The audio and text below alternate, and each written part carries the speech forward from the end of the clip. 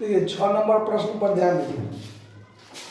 6 number प्रश्न में है कि जब साझेदारों के द्वारा संपत्ति या दायित्व लिया जाए। हम आपको ये बताए हुए थे कि जब साझेदारी फर्म का विघटन होता है, व्यवसाय को सदा के लिए बंद कर दिया जाता है, तो संपत्ति का वसूली 2 तरीका से होता है। जब उसको बेच के रुपया वसूल हो या कोई साझेदार खरीद ले। साझेदार खरीद ले का मतलब साझेदार नगद नहीं देगा, वो संपत्ति ले लेगा और उसके पूंजी में तो रुपया है ना, उस पूंजी में से क्या करना, काट लेना। उसी तरीका से दायित्व का भुगतान का भार भी साझेदार ले सकता है कि हम जो है सो दायित्व का भुगतान कर देते हैं, हमको जब पूंजी का पेमेंट करने लगना तो उस पूंजी में उतना बढ़ा कर दे देना हमको। आया बात समझ में? तो इस टाइप से इसमें बात होता है। तो साझेदार है कि श्री सुश्री और श्रीमती चौधरी, मतलब झा और चौधरी जेंट्स का नाम होता है, मिस्टर झा और मिस्टर चौधरी जेंट्स का नाम। और अगर मिसेज झा और मिसेज चौधरी हो गया तो इसका मतलब झा की पत्नी मिसेज झा और चौधरी की पत्नी मिसेज चौधरी। तो साझेदार जो होगा उस साझेदार के अगर पति या पत्नी का लोन है तो वो लोन भी बाहरी लोन माना जाता है। बात पर ध्यान दीजिएगा। जैसे सुश्री झा और सुश्री चौधरी यानी मिसेज झा और मिसेज चौधरी अगर साझेदार है, पार्टनर है, तो अगर चौधरी जी का लोन है या झा जी का लोन है, मतलब उसके पति का लोन है, तो वो लोन बाहरी लोन हो गया, बाहरी व्यक्ति का दायित्व हो गया, तो उस दायित्व का भी भुगतान किया जाएगा। ठीक है। तो सवाल में है कि लायबिलिटी दिया हुआ है, लायबिलिटी और एसेट्स में दिया हुआ है creditor, bills payable, mister Chaudhary loan, फिर रिजर्व फंड है, कैपिटल है, मिसेज झा का पूंजी है, ठीक है, और मिसेज चौधरी का पूंजी है, दिया हुआ है। उसके बाद एसेट साइड में भी बहुत सारा संपत्ति है, सबको पहले लिख लेते हैं। रियलाइजेशन अकाउंट के डेबिट और क्रेडिट में जो सब जाएगा उसको, तो सबसे पहले रियलाइजेशन अकाउंट,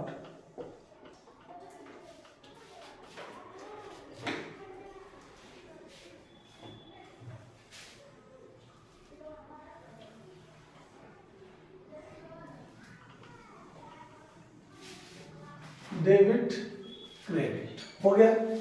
सबसे पहले जब हम यहाँ पर टू सन्ड्री एसेट्स लिखेंगे तो इसमें जो भी संपत्ति आपको दिया हुआ है बैलेंस शीट में वो देखिए। बैलेंस शीट में है आपको cash in hand, cash at bank, तो इस दोनों को तो छोड़ दिया जाता है, नहीं लिखेंगे। स्टॉक 25,000, तो स्टॉक इन ट्रेड ये है 25,000 का, तो लिखाएगा। उसके बाद है डेटर 22,000 और इसमें से प्रावधान 2,000 घटा है, तो हम लोग क्या सीखे हैं शुरू से ही, जितना है वास्तव में वही लिखेंगे।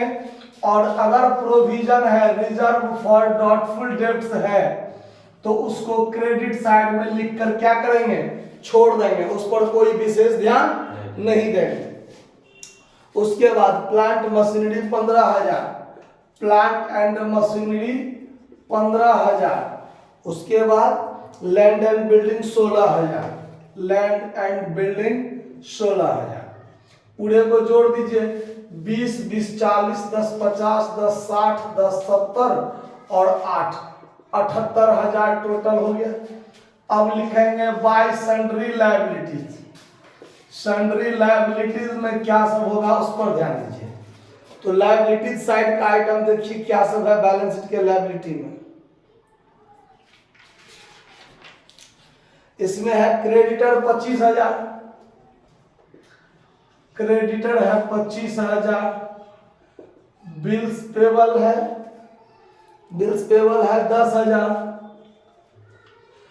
और mister Chaudhary's loan, mister Chaudhary loan 5,000।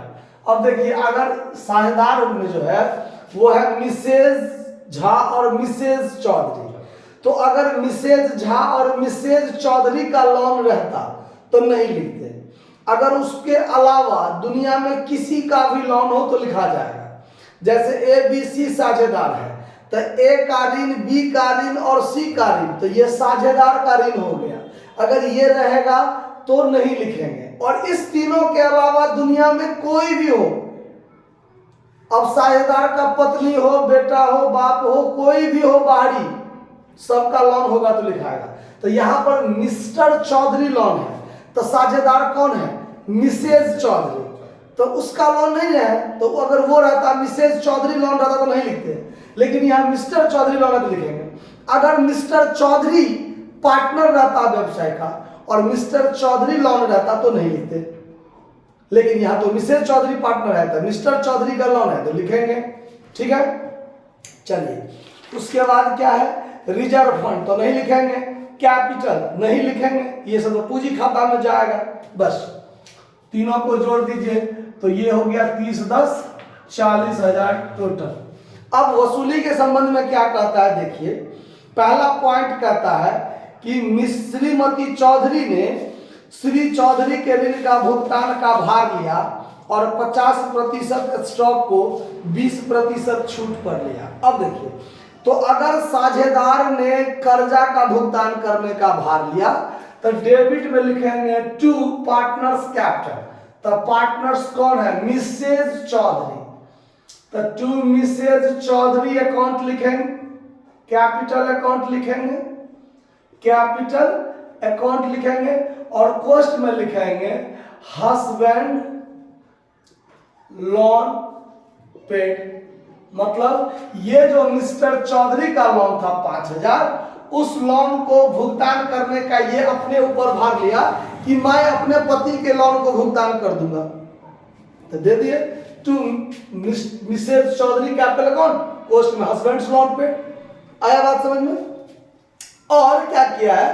तो 50% स्टॉक को 20% बट्टे पर लिया, तो संपत्ति भी लिया। तो क्रेडिट साइड में लिखेंगे बाय मिसेज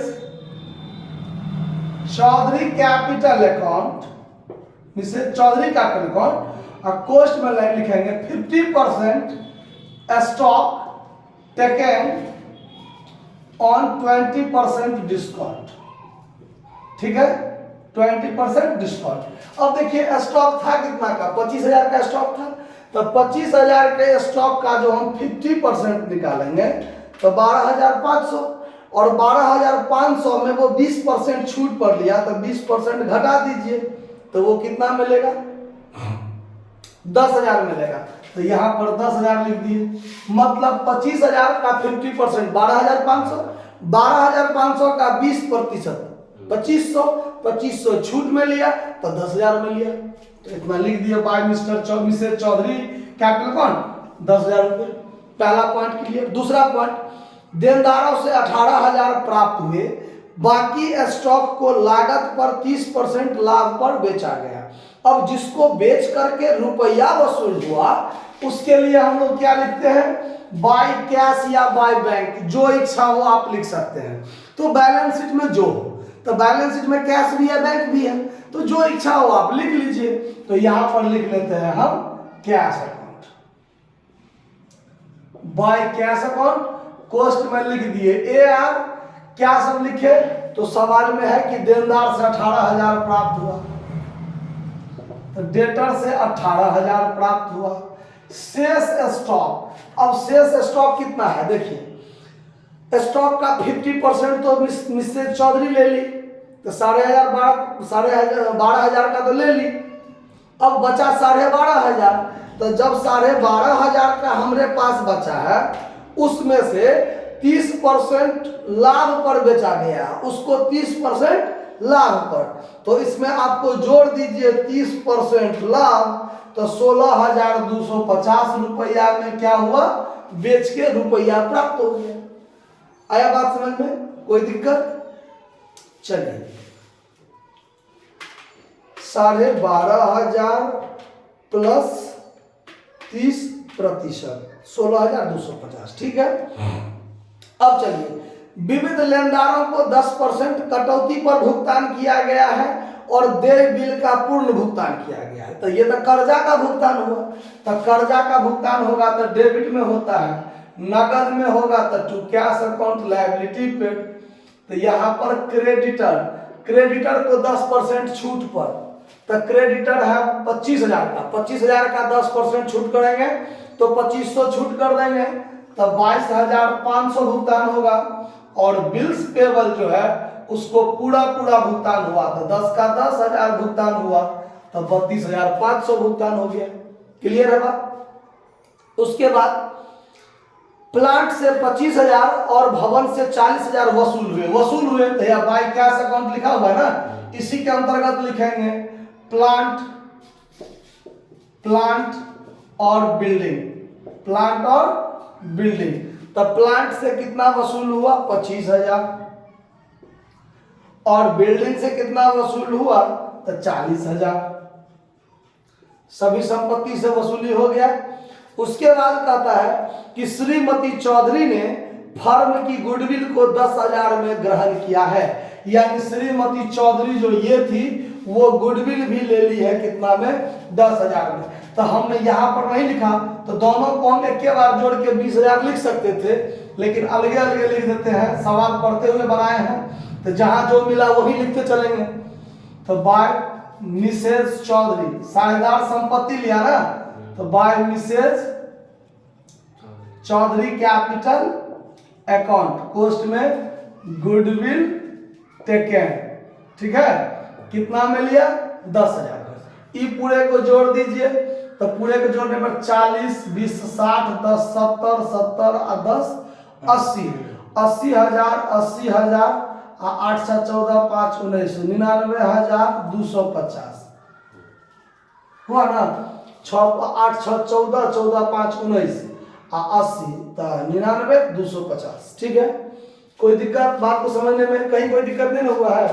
चलिए, अब वसूली व्यय 1750 है, तो वसूली व्यय का भुगतान डेबिट में होगा। टू कैश अकाउंट कॉस्ट में क्या लिख दीजिए, एक्सपेंस 1750 दे दीजिए। ठीक है, सारा बात क्लियर हो गया। अब हम लोग क्या करेंगे, फाइनल काम, जो जोड़ घटाव होता है कि प्रॉफिट हुआ या लॉस।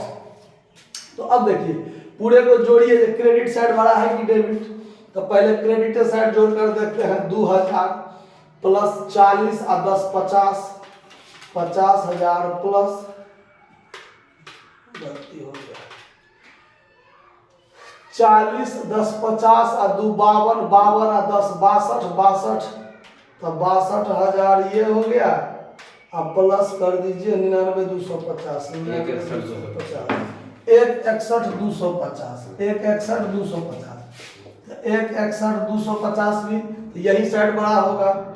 इसमें से घटाइए 78 और 5, 78 5 मिलाकर कितना हो जाता है 83,000 ना, तो माइनस कर दीजिए 83,000 और फिर माइनस कीजिए 32,500, 32,500 और फिर माइनस कीजिए 1,750, 44,000 रुपया क्या हुआ प्रॉफिट हो गया। तो to all partners capital account ये प्रॉफिट हो गया। तो साझेदार है मिसेज झा और मिसेज चौधरी, यही दो साझेदार है ना। तो कैसे बांटेंगे लाभ हानि को, तो लाभ हानि बांटने का जो अनुपात है वो नहीं दिया हुआ है। तो लाभ हानि बांटने का जब अनुपात नहीं दिया रहता है तो बराबर बराबर बांटा जाता है। 22,000 ये लेंगी, 22,000 ये लेंगी, कोई दिक्कत। अब चलिए अब बनाएंगे partners capital, partners capital account. तो जब पार्टनर्स कैपिटल अकाउंट बनाएंगे तो दो साझेदार हैं, तो दो अमाउंट का कॉलम होगा, debit credit, particular Mrs Jha, Mrs Chaudhary, समझ जाइएगा आप लोग, पार्टिकुलर मिसेज झा और मिसेज चौधरी। ठीक है, अब देखिए बाय बैलेंस बीडी लिखेंगे सबसे पहले। तो देखिए बाय बैलेंस बीडी है 10,000 30,000, 10,000 30,000, बाय बैलेंस बीडी हो गया। उसके बाद बैलेंस शीट में रिजर्व फंड है 8000, तो यहाँ पर क्रेडिट में बाय रिजर्व फंड 4000 ये लेंगे, 4000 ये लेंगे, पटा गया। उसके बाद देखिए ये रियलाइजेशन अकाउंट में जो प्रॉफिट हुआ, ये प्रॉफिट भी क्रेडिट में ही जाएगा। बाय रियलाइजेशन अकाउंट कॉस्ट में प्रॉफिट 22000 इसका, 22000 इसका, क्लियर। अब देखिए इसमें साझेदार ने संपत्ति और दायित्व कहाँ कहाँ लिया, तो मिसेज चौधरी 10,000 यहाँ ली है, 10,000 यहाँ ली है, तो मिसेज चौधरी 20,000 का संपत्ति ले ली ना, तो यहाँ पर एक के बारे में हम लिख सकते हैं to realisation account assets taken, तो 10,000 तक मिसेज चौधरी 20,000 का संपत्ति ली है और मिसेज झा नहीं ली है, ठीक है। और मिसेज चौधरी यहाँ पर देखिए 5,000 का दायित्व का भुगतान का भार ली है, तो रियलाइजेशन के डेबिट में मिसेज चौधरी, तो क्रेडिट साइड में यहाँ जाएगा बाय रियलाइजेशन अकाउंट कॉस्ट में लायबिलिटी पेड लिख देंगे और इसमें नहीं मिसेज चौधरी में 5,000 डाल देंगे, कहीं कोई दिक्कत। चलिए अब देखिए ये इसलिए डेबिट क्रेडिट में जाता है कि अगर कोई साझेदार ने कर्जा का भुगतान किया है तो उसका पूंजी बढ़ना चाहिए, और अगर संपत्ति लिया है तो उसका पूंजी घटना चाहिए। तो पूंजी बढ़ता है क्रेडिट से और पूंजी घटता है डेबिट से। तो अब ये संपत्ति दो जगह ली है 20,000 का कुल मिलाकर, तो 20,000 से इसका पूंजी घटा दिया डेबिट में डालकर, और 5,000 कर्जा का भुगतान करने का भार ली है, तो उससे 5,000 से उसका पूंजी बढ़ जाएगा, तो क्रेडिट में बढ़ जाएगा, ठीक है। अब इसका एक जोड़ घटाव करेंगे, तो देखिए 10 4 14 ये मिलाकर हो जाएगा 36,000, होगा कि नहीं होगा, तो 36,000 यहाँ भी, और ये हो जाएगा 30 20 50 50 11 61,000, तो यहाँ भी 61,000 हो जाएगा। 61,000 में से 20,000 गया तो 41,000 चौधरी को पेमेंट होगा, और इसने कुछ नहीं तो 36,000 इसका पेमेंट होगा। यहाँ पर to cash account final payment हो जाएगा। बात आया समझ में कि कहीं कोई दिक्कत हुआ समझने में। अब चलिए अब लास्ट में बनता है कैश अकाउंट, कैश अकाउंट। तो जब अंत में हम कैश अकाउंट बनाएंगे तो गौर से ध्यान दीजिए, इसमें एसेट साइड में कैश और बैंक जो दोनों चीज है वो दोनों चीज यहां पर लिख देंगे टू बैलेंस बीडी। इसमें कैश हमारा कितना था और बैंक हमारा कितना था, तो दोनों को जोड़कर देखिए, कैश कितना 2,000 और बैंक में 10,000, तो 2,000 ये 10,000 ये, तो दोनों मिलाकर हमारा टू बैलेंस बीडी कितना था 12,000 का टू बैलेंस बीडी था। अब संपत्ति से वसूली कितना हुआ देखिए 99,250 हुआ, तो यहाँ डेबिट में लिखेंगे to realisation account assets realise 99,250, और यहाँ देखिए टू कैश अकाउंट और टू कैश अकाउंट दो जगह है ना, दो जगह, तो ये क्रेडिट में चला जाएगा। यहाँ लिखेंगे बाय रियलाइजेशन अकाउंट एक्सपेंस के रूप में 1750 खर्चा हुआ, और फिर लिखेंगे by realisation account liability paid के स्थान पर 32,500 का लायबिलिटी पेड हुआ, ठीक है। और पार्टनर्स कैपिटल में साझेदार जो है इतना इतना उसको फाइनल पेमेंट हुआ, तो यहाँ पर क्रेडिट साइड में लिखाएगा by partners capital account final payment, जिसमें मिसेज झा को 36,000 पेमेंट हुआ है और मिसेज चौधरी जी को 41,000 पेमेंट हुआ है, 41,000, तो दोनों को जोड़ दीजिए तो 77,000 रुपया पेमेंट हुआ। बात खत्म हो गया। अब ये दोनों को अगर जोड़ दीजिए तो 1,11,250 वही होगा, 1,11,250, और इसको अगर जोड़ दीजिए तो 77,000 प्लस 32,500 प्लस और 1750 तो 1,11,250 इधर भी हो गया। बात समझ में आया, कहीं कोई दिक्कत, तो इसको नोट कर लीजिए। धन्यवाद।